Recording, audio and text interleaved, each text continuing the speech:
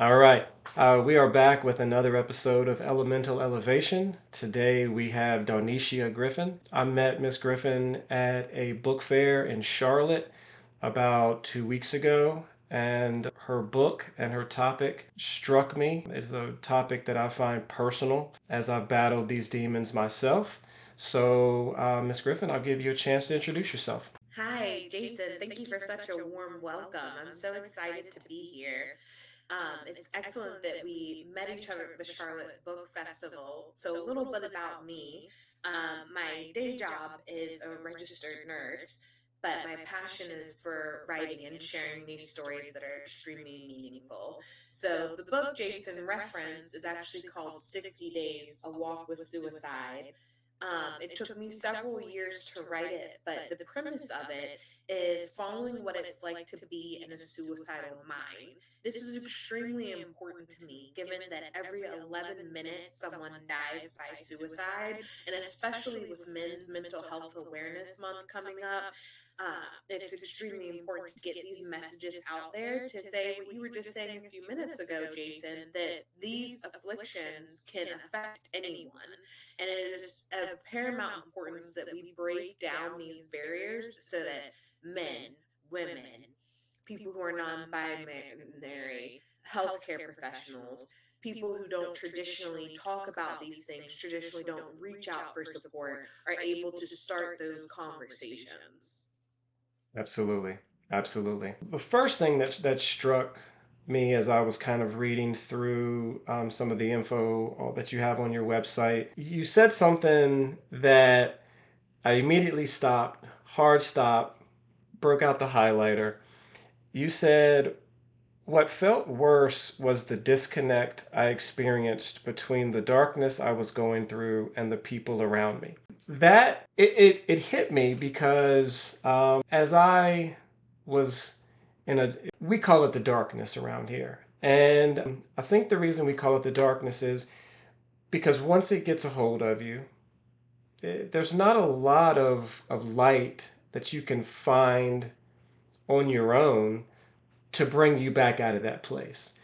And like you, a lot of people would come up to me and say, "Oh, you're always happy. You're always smiling. You're always joking." But I think of it sometimes as like that happy face that you put on for people.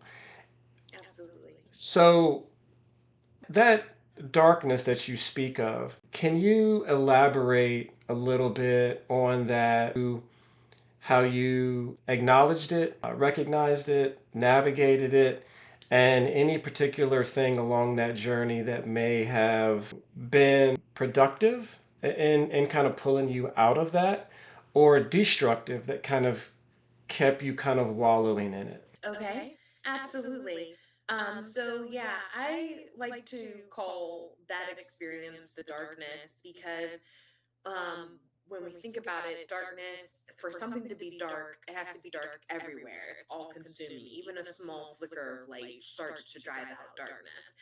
And I think one of the key characteristics about battling suicidal ideation is that constant the thought process and the constant nagging to do something harmful to yourself.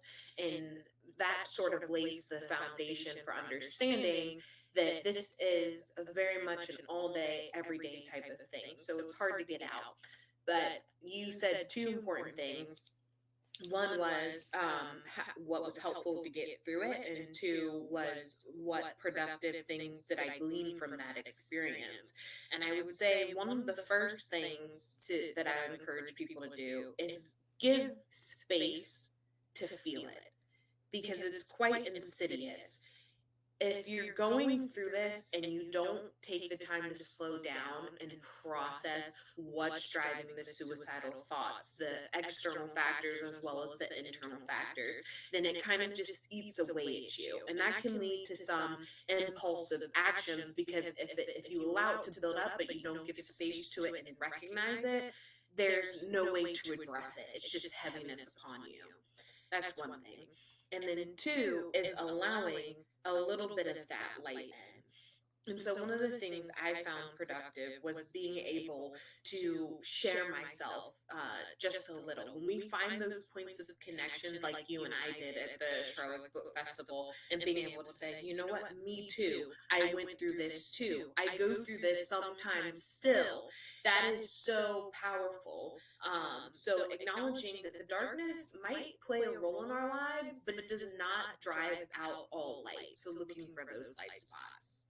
Absolutely. So I'm a speaker for domestic violence. I was in a domestic violence relationship for many years. That played a huge role in my mental and emotional health. I got to the point where I didn't feel like I could protect myself, so I couldn't protect my kids. And my kids were really all that was getting me through all of this. So finding any glimmer of light, any glimmer of hope, any glimmer of faith. Unfortunately, I was not raised in the church, so I didn't have a faith kind of background to fall on. It was just strictly the will to live. I could not leave my children in the situation that I was willing to do whatever it took to get out of. And even if that meant harming myself. I tell people all the time, you got to find something. You have to find something that gets you up every morning. And it can't be other people. It can't be your family. It can't be your kids. It has to be something in here that you get up for every single day. Unfortunately, for men, the suicide rate is, I think, 4 times what it is for women. My view on that is, as a man, society really does not care if you're having a bad day.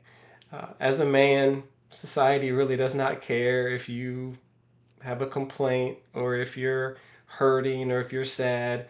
We are supposed to be this robot that just gets up every day and provides for our family and chugs along and takes care of our kids.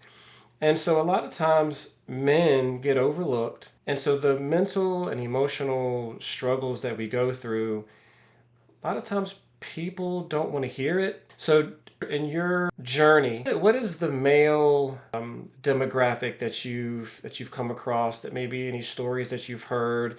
Can you speak on that a little bit? Yeah, absolutely. So, I want to say a couple things. First of all, I'm so sorry that you went through domestic violence experience, and I'm so proud and honored to be a participant here and that you're out there speaking about it because domestic violence afflicts people of all genders. And I am so excited that you're speaking up on the issue because it's so necessary to generate support and remove some of that mask. Another thing that I want to say is you were talking about reasons for getting up. Honestly, I remember during my darkness, there was a time when I was extremely tearful. I had been studying abroad, and I was about to go back home, and I was like, "There's nothing left for me there.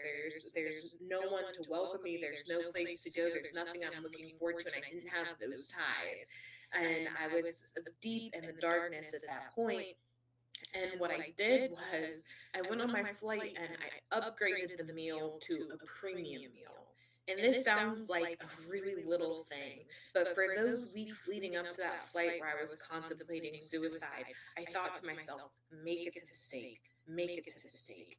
And I think that it's so important to know that if you're in the thick of it and you can't generate big reasons or to stay, even if you find that just the most smallest reason, getting your toes in the sand, taking a picture of the sunrise, something small enough to just give you that glimmer to get there. So those are two things I wanted to break up and then bring up rather. And then as far as the male perspective, I remember when I was sitting at the book fair in Charlotte, a young man came up to me and he saw the title of my book. And I noticed two things when people look at my book. Either there's this almost like shirking back of, wow, that's a heavy topic, some furrowed brows, and people might pass by it a little bit more quickly, or there's this knowing of, I need to see this, I need to talk about this, I'm glad someone wrote about it. And this young man said to me, he was like, "Is your book for females or is it for males?" And I told him, I said, "It's not for a specific gender. These afflictions can affect anyone, and it speaks to the experience of a suicidal mind, regardless of gender." And so, one of the things I would think of for especially the male demographic is I would encourage people not to compare out. It's so easy to look at ways to disconnect, to distance ourselves from other stories, and we think, "Oh, that's not me. Oh, I wasn't exactly like that. Oh, this person was in a different walk of life." I would encourage individuals, especially males, to compare into those experiences. Um, some of the experiences, such as being emotional, that we credit to women, affect men too. Just like you brought up, needing that support and and feeling like society didn't care. Well, I'll say our society, as it stands, has turned very isolative. And the as technology increases and things get um, more computerized, we're noticing more and more distance. So we can't necessarily focus on what society says. When society says men can't feel, men are just supposed to be strong providers, and that's it, we have to let those roles down. And so I think one of the most helpful things I have found is working on the relationship with the self. I heard a quote once that said, "We accept the love we think we deserve." And being able to say, "You know what, I deserve to be heard, I deserve to be listened to." Even if you find yourself in that isolated environment, even if you find yourself in a place where your needs aren't being met, until you can find that outer circle and those social relationships that foster you, if no one else is listening to you, you start by listening to you and asking, "What do I need? What am I going through?" And as you create space for yourself and get in touch with yourself, it helps you feel emboldened to ask for that same respect from other people. Absolutely. The biggest hurdle that I've had, and it's interesting to hear you talk about the suicidal mindset. I've never really heard it that way. I've never kind of thought of myself as having that mindset, but it makes sense because what I've realized is as the years have passed, and we're talking, you know, 15, 16, 18 years, have passed now, I still catch myself falling back into that darkness. If I fall short of being this grandiose father figure that I have set for myself, I immediately start to trickle down into the darkness. And before I know it, I'm a terrible father. Everybody's better off if I wasn't here. I'm a terrible man. The trip into the darkness is fast. It really is fast. And once you start kind of that spiral, trying to recognizing it first of all is key to try to catch yourself from completely just falling to the bottom of the barrel. Trying to catch yourself, trying to recognize, wait a minute, some of these things that I am thinking, I know are completely untrue. I am a good father. So why am I telling myself I am not a good father? I'm a good man. That mindset that you speak of is something I've really grasped onto since we met because it's allowed me to really kind of check myself. What do you use nowadays when you start to fall into that suicidal mindset that maybe you didn't do before that keeps you from kind of sliding down that darkness path? So, firstly, I want to say thank you for being so candid about your journey and with your struggles with suicidal ideations. And I think some of the most important things I have learned is, one, obtaining that distance that you talked about, being able to say, "Hey, you're not a terrible father. Hey, you're not a terrible person," but being able to name it when those suicidal thoughts come in. making space for them by saying, "Hey, I see you, I feel you, I understand that." But also recognizing that having the thoughts does not make you that thought. Obtaining distance and realizing that we have thousands of thoughts every day, and that even though these are coming up, they can change. And so, what we don't want to do is make a permanent fix to a temporary problem. Yes. And that is one of the reasons that keeps me staying is recognizing that these things pass. So, taking time to obtain that distance, and then also recognizing if you just need rest. Sometimes with suicidal ideation, if we're asking ourselves, what is driving me to the brink? What is making me feel like I don't want to be here anymore? And one of the things that I've learned over the years is saying I want to die or having those thoughts doesn't always necessarily mean I want to die. It can mean I need a break. It can mean I need escape. It can mean I need something significant in my life to change. And all of those are fixable things. But if I'm not in the space where I can fix them, if it is just enough for me to drag myself out of bed and try and get through the day, or even not make it out of the bed to get through the day, if I need a few days to just vegetate, just lay here, even watch movies, not watch movies, just exist, if that keeps me safe, if that keeps me here for another day, giving yourself the space to do that is so important. Um, Another thing I like to do is a bright spots list. So a lot of people journal. Sometimes journaling is not very targeted. One of the things that helps remind me of the areas of light in my life is if I rate the best part of every day or just the good part of every day, and just continue to build that list so that I can have concrete evidence of, hey, you didn't want to be here and nothing was worth sticking around for, but look here, you saw an amazing sunrise of the day, and that gave you joy. And those can be enough to stay for. It's funny you said that because I saw something the other day. This gentleman, every day he would journal the best part of his day. That was it. He didn't journal about the whole day. He just journaled the best part of his day. And he said the reason he did that is because when he found himself kind of floundering, having a bad day, mentally struggling, he could look back at so many examples of the good days that he had. Because for some reason, we always forget the good days or the good times. But the bad times, we can remember those like they happened yesterday. And it was really interesting to me how he's tricking his brain, he's tricking his emotions into believing and accepting more of the good than kind of wallowing in the mess that sometimes life throws at you.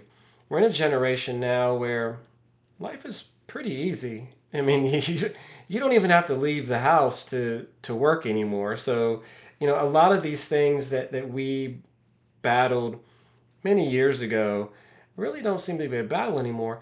But for some reason, men nowadays, especially young men nowadays, they're dealing with anxiety, they're dealing with depression, they're dealing with anger. We've got a whole generation of young men that are coming up, and once someone offends them, once someone crosses them wrong, they're lashing out. Our prisons are filling up. Our mental health system is breaking. And I feel a lot of it is because we were raised by a generation that did not really acknowledge men's mental and emotional health.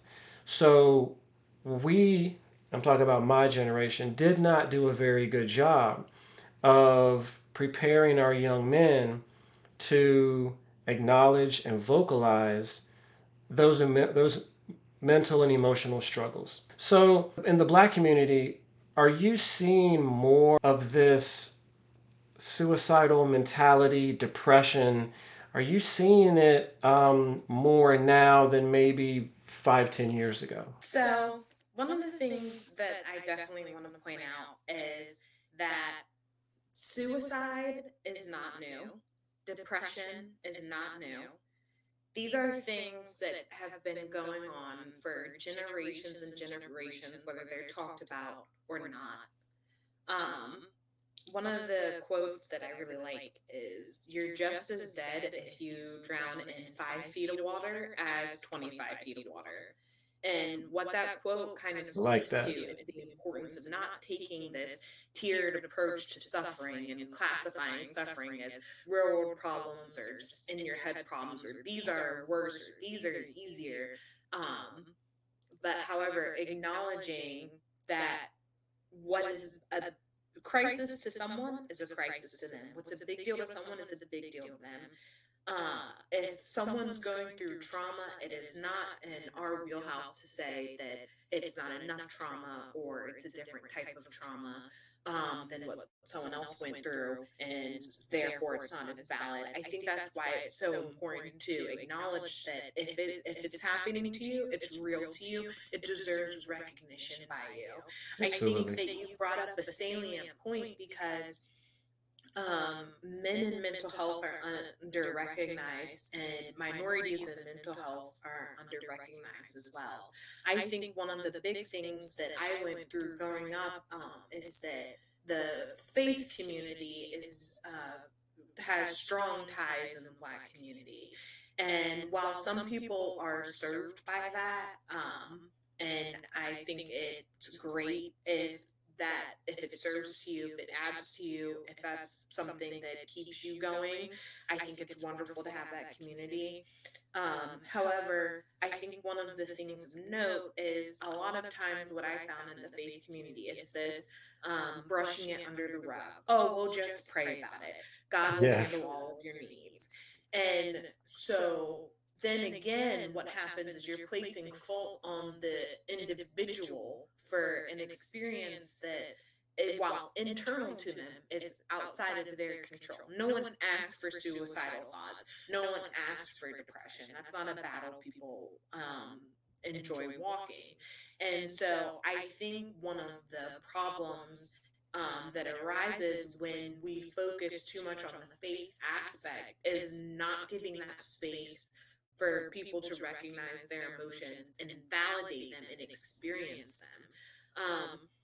One thing of note is I was speaking to a therapist at one of the book festivals that I had gone to, and she picked up my book and she frowned, and she was another African American woman, and she said, "You know, I've been a therapist for 20 years, and until recently, I didn't know Black people cut themselves." And I thought that spoke to the veil that we keep over mental health, and especially when we're talking about men, when we're talking about minorities, and thinking that mental health can only affect people from one walk of life, but that's so not the case. And I know that because I have lived that and I have seen that, and I see dentists, I see mothers, I see fathers, I see lawyers come through the door in the emergency department, in behavioral health centers, people of all different ethnicities, international folks, and they're there saying that they're struggling with some of the same things. These walls that we put up are fictitious. There's more that connects us than disconnects us. But when we believe the lie that what we're experiencing is unique to us, or that something that another group is experiencing is something only they can experience, we're building up barriers to addressing this very salient topic. I, I agree with that. There are two types of people, those that acknowledge and those that don't. And when you try to explain what you're going through, what you're acknowledging to someone that refuses to acknowledge, you're basically talking to a wall. A gentleman had posted something about, men's mental health awareness or whatever, and so I posted that, as a victim of domestic violence, men's mental and emotional health is real. It's something that really should be discussed more than just, 4 weeks out of the year. And um, I put it out there for the women that were reading this. I said, women, make sure that you are checking on the men in your life. Make sure that the men in your life know that if they come to you in a vulnerable state, you will not make them feel less than a man. You will not make them feel weak or anything of that sort. The responses that I got to that post were so aggressive that I ended up deleting the post. Like I'm reading this and I'm thinking to myself, what world did I post in where everyone is telling me, again, that whole "you're a man, suck it up," this that.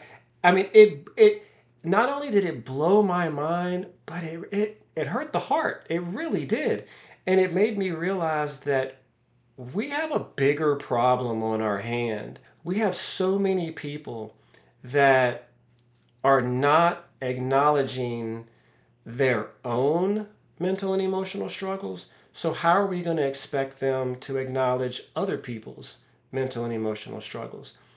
I feel that a lot of people use social media as a litmus test. Oh, well, so and so's on vacation. So and so has just bought a new car. So and so is, they're doing all this fun stuff. So I now have to live up to that level.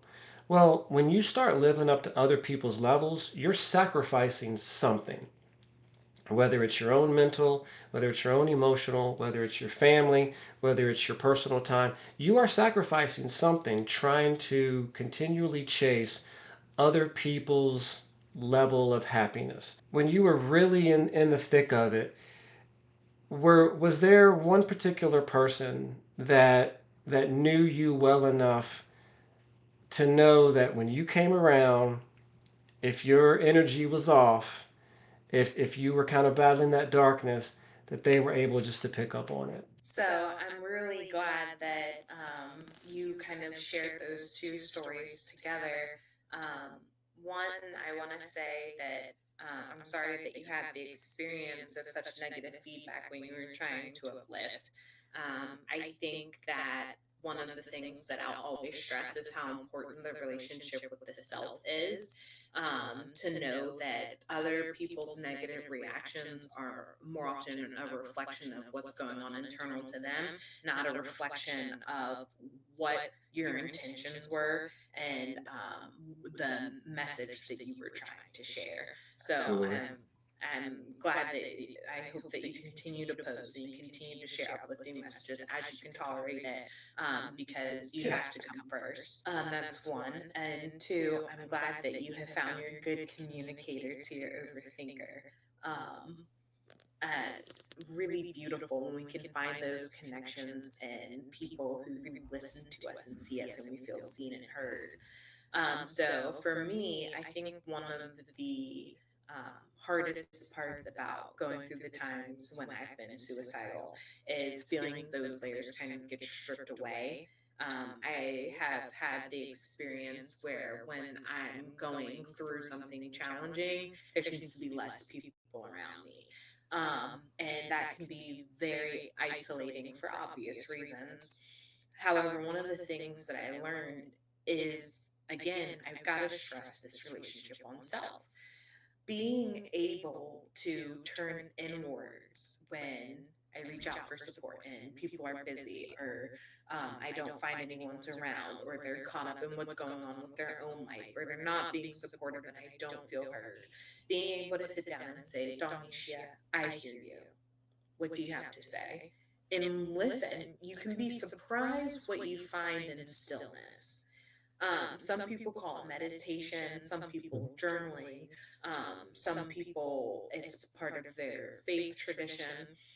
However you take that time to be still and let those things come up that we are constantly trying to push down by maybe overworking or scrolling through the internet or doing any number of numbing activities, and seeing what you have to say is very revealing. Absolutely. We take a very holistic approach. I have a garden. I work in my garden barefoot to try to get the grounding. We're very big into meditation, to connecting with nature. We do a lot of hiking, just trying to be around bodies of water. It's amazing what the world around us gives us if you're open-minded to receiving it and accepting it. For centuries, people have used the earth around us to heal us, whether it's through one form or fashion or another. And I don't think that we teach that enough. I don't think that enough people understand that how therapeutic it can be just to sit by a river and listen to the water go by, or how therapeutic it can be to sit, in the grass and just kind of feel, the wind and hear the birds. That is therapeutic. It is healing. It's a natural, holistic way to kind of reconnect, recenter yourself. Do you do any of that, and how do you, like, on a day-to-day basis? Is there anything that you go to just kind of keep yourself focused and feeling like this is the path I want to be on? So I think I hear the importance of being present in your vocabulary, Yes. being present and allowing ourselves to experience the moment. We can be so easily caught up in what's next and rushing through life and setting goals and then always chasing those goals that sometimes we neglect to allow ourselves just to be. One of my favorite places to just be, and I was there the other day, is in a body of water. I was fortunate enough to be able to make it to the pool after my shift yesterday. And originally I had gone to the gym with the goal of exercise, getting that heart rate up, pumping iron, losing weight, all that good stuff. And when I got into the water, one of the things that I realized was I didn't necessarily want to exercise. I just wanted to float. I just wanted to exist. And giving myself permission to just exist was healing in that moment for me. Being able to say, I don't have to chase a goal. I don't have to be productive to be valuable. I don't have to prove my worth right now. I can just enjoy this moment. And so I find it very powerful when I'm in a body of water and I allow myself to be free from music, free from goal setting, free from all these different drivers of productivity that we're constantly telling ourselves we need to meet, um, and just be. Yeah. And I think that anyone can have that experience. If it might be a cup of tea for someone, it might be laying under the sun for someone, but finding that moment and any moment, whatever you do, knitting, crocheting, and just allowing yourself to just exist. You've mentioned a few quotes that you like. One of the quotes that I try to live by, I've got it tattooed on me. I don't I think I'll ever forget it. It's a Bob Marley quote. It says, "Some people feel the rain, others just get wet." And I think that that is a perfect example, a perfect wording of what we're talking about, the mental and emotional battles. Some people feel them. Some people feel them. They battle them, and then some people just get wet and they ignore them and they don't know what to do with them, and it confuses them. And you know, I unfortunately I do not see our mental and emotional crisis getting better because there's so much around us, especially for the younger generation. And it's just they're living up to other people's standards instead of, as you said, just being okay with yourself being okay with your feelings and communicating them, to the people around us. I mean, I think that you have been an absolute pleasure. I think that you've allowed me to really learn a few things with the mindset that I still battle. It's a very slippery slope from a father standpoint. That's where I end up falling quick and fast, is when I start questioning the kind of father and the kind of man I am. So you've definitely given me a few things to think about, a few things to kind of hopefully put some stop gaps in there. Is there anything else that you'd like to discuss, bring up, mention? The floor is yours. Well, thank you so much for giving me the floor. I think what I need everyone to know is that hope remains as long as you remain. And I like however that. deep the darkness, whatever you're experiencing, whatever you're telling yourself, give yourself another day, give yourself another moment, and stay. You are not alone. There are over 7 billion people on the planet, and there are others like you. You will find the place that you belong. You will find the people you belong to. And if on the journey to get there it's lonely, you can keep going. Sometimes we have to walk through hell to get through it, but we can get through it. It makes you stronger. I know that's a cliche. Everybody says it, but there's two of us here right now that are walking examples of, if you give yourself that extra day, X amount of time ago does not define who you are today. And I speak for both of us, hopefully, when I say that 5, 10, 15 years ago, that that person doesn't really exist anymore. The person that we are right now talking to each other is the best version of ourselves because of what we have gone through. Those scars, those trials and tribulations, those moments where we sat in a dark place and we cried out, those allow us to be more empathetic, more sympathetic to the people around us. And I think they motivate us to try to bring even more of the happy side, the more of the loving and accepting side that we have in us, because we know the garbage that we had to go through to be here. So we're thankful for today. And when we see other people struggling, we just want to make them smile. My goal, I had somebody ask me one time, what's your reason why? And it can't be your kids. And I thought about it, and my why is, every situation I go into, I want to leave it happier. I want to leave it better. And I feel like that's the same with you. That's who we are as our personalities, as our individuals. But because of the mess we went through, it actually makes us want to rise even higher and pull everyone up with us, because we know that in that group that we're around, there are people that are struggling. And if we can just make them laugh today, it might get them through today. Well, I really do appreciate your time. Thank you for coming on. If there's anything I can do for you, please let me know. I'm pretty sure I'm probably going to reach out to you again, because I have other people that have podcasts and things of that sort that I'm sure that these topics would be greatly appreciated to have. So thank you for your time. Yeah, likewise. Let's keep this relationship going. I was really excited that you stopped at my table. And I think the more we can find these meaningful connections and advocate for what we're going through, what others around us are going through, the more powerful we'll become. So definitely let's keep my number. Let's keep in touch and continue to just bring these stories and bring the truth out. Absolutely. Well, you have a blessed day. Thank you. You too. Yes, ma'am. Bye.